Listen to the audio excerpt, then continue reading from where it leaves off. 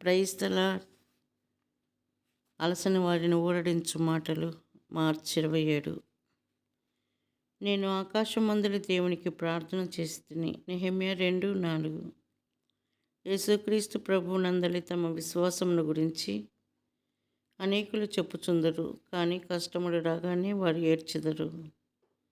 వారు తమ ఆర్థిక అక్కర్లను గురించి సూచన మూలముగా యుక్తిగా ఇతరులకు తెలియచేయుదురు. ఒక్కొక్కసారి ప్రార్థనలు బిగ్గరగా చేయుదురు. కానీ నెహెమ్యా విషయంలో అటువంటిదేదియూ మనం చూడము.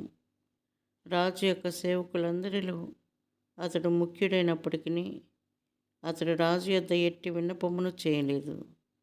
తన ప్రతి అవసరత తీర్చబడు అవకాశం ఉన్నప్పటికీ అతడు రాజును అడగలేదు. దీనికి బదులుగా భూ సంబంధమైన రాజుకు తన మనవిని తెలుపుటకు ముందు అతడు పరలోకపు దేవునికి ప్రార్థన చేసెను.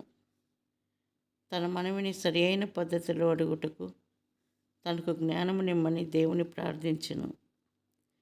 రాజు ముందు తాను పలుకు ప్రతి మాటను గూర్చి అతడు దేవునిపై ఆధారపడెను.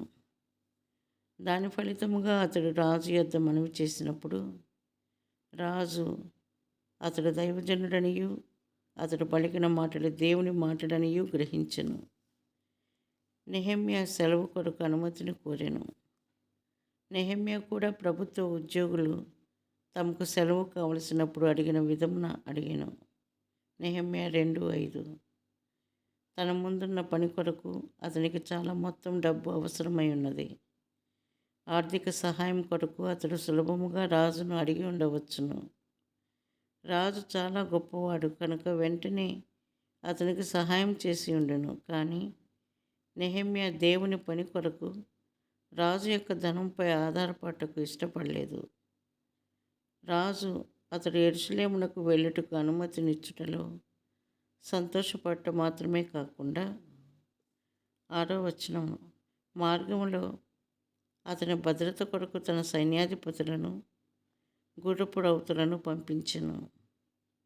ఆ విధముగా మనము ఏ భారము నిమిత్తమైనను మన మోకాళ్ళ మీదకు వెళ్ళిన ఎడల ఆయన ద్వారా నడిపించబడి పాలించబడు ఆధిక్యత కలిగి ఉండటం మాత్రమే కాక మన భద్రత కొరకు మన విజయం కొరకు అన్ని ఏర్పాట్లు చేయబడటం మనం కనుగొందుము. కాబట్టి నెహెమ్యా తన ముందున్న పని కొరకు సిద్ధపరచబడి యెరూషలేమునకు చేరుకొనెను.